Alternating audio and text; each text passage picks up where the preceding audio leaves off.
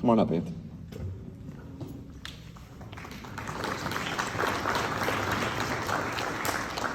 All right. Good morning, everyone. How's everyone doing today? Good. So, a little bit about me, backstory. I'm a husband, I'm a father, and I'm also a mental health counselor. So I've probably spent the past 10 years of my life as an accountant. Bachelor's degree was in accounting. A couple of years ago, my life changed, and I actually just graduated this past August with my clinical mental health counseling degree with my master's. So I am pursuing to be a licensed counselor at this time. So I've been counseling kind of professionally for the past year and a half. So I kind of wanted to talk a little bit today just about emotions, some emotional regulation, and then some emotional intelligence as well. So does anyone know what emotions are? Any volunteers? It's like if you're sad or like happy or mad. Yep, those are really good emotions. Anyone else? Like excited, or mad. Stuff like that. Yep, those are good. Those are all emotions. You want to go? Emotions are stuff you just let me tell. That is good too. That is good. Round of what about you, Carter? And they make you who you are. Good. Thank you all for those answers. Anyone else?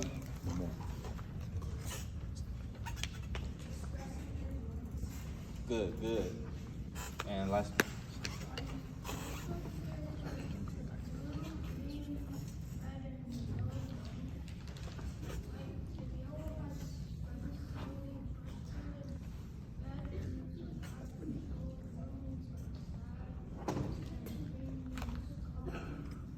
Good. Thank you all for all those answers. Thank you so much for that. So, to sum it up, emotions really are states of feelings. You know, there are conscious mental reactions. So, what does that mean? You're aware of how you're feeling, whether it's emotionally. They all mention all these many different types of emotions that we experience on a day-to-day basis. Now, one thing that I like to work on with a lot of my clients, a lot of them are adolescents, so work mainly from the ages of about 8 to 25, but I have worked with some adults as well. I want people to understand their emotional triggers, because if you don't know why you're feeling how you're feeling, you're not going to be able to properly manage it or to be able to express it. So I always try to especially work with my boys and say, hey, what are you feeling right now? Can you tell me, what does that make you want to do? How do you react? So some good ways to figure out what your emotional triggers are: ask yourself, what are my pet peeves? What are these things that cause these emotional triggers or these emotional reactions? Like, of course, you know, with siblings, there's a little bit of rivalry there sometimes. So you say, hey, my little brother gets on my nerves. Carter says, like, oh, my brother's annoying me, right? For adults, maybe someone cuts us off in traffic. Someone ignores us. They're not making eye contact with us when we're speaking. Things of that nature. You might have a bad day, or you might have a bad moment that's turned into a bad day. So we have to understand these emotional triggers so we can communicate them effectively.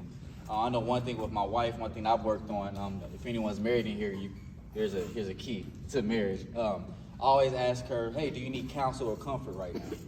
Because, you know, we as men, we like to solve problems.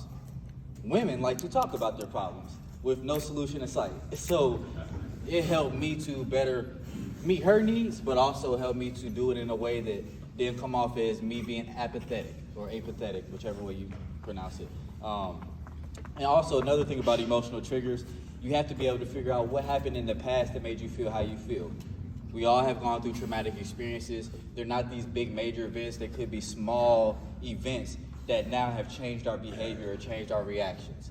So we always want to make sure we understand these things so we can treat people with respect, but also show self-compassion to ourselves. Because you're only really going to treat someone the way that you treat yourself. So if you have a lot of love for yourself, you'll be able to love others. If you respect yourself, you'll be able to respect others too. And to sum it all up, we should all try to strive for emotional intelligence. What is emotional intelligence? It's the ability to recognize, to understand, and to deal skillfully with your own emotions and the emotions of others. So that's how you become empathetic. What is empathy? You're being able to not just have sympathy for someone, say, oh, I'm so sorry that you're going through this. You try to understand and walk in their shoes and try to understand their situation. How do you do that? You ask them questions. When they're talking, maybe paraphrase what they're saying. So I get that you're saying this, or it sounds like you feel like this. These are all ways for us to grow in emotional intelligence, because as humans, we all deal with emotions. It's not just a woman thing, it's not just a man thing, it's not just a boy thing, it's not just a girl thing. We all have to learn how to deal with our emotions so we can treat ourselves good and treat others good. I know that's especially good and with students because they usually don't know why they're mad. They just want to react. So us as parents, we have to give them a space to try to learn how to talk through those feelings, to express those feelings, so that way they don't suppress them and then blow up. An example is whenever you shake a can of pop or a bottle of soda, eventually you're going to have to open it up, right? And usually when it opens it up, it spills over. So that's what happens when we don't deal with our emotions, when we don't know what our emotions are, and then when we don't express them to our loved ones or our friends so they'll know how to deal with us and interact with us. So with that being said, it's kind of keep it short and sweet today. You know, I know the attention span of kids is a little bit different, so I don't want to turn this into a counseling session. So I want to thank you all just for giving me the time to speak about emotions today. If you have any questions or want any resources or any advice on how to help children deal with their emotions, it's a part of what I do every day. I'm used to it, and I've had to learn it for myself. So with that being said, I want to thank you all, and have a great day.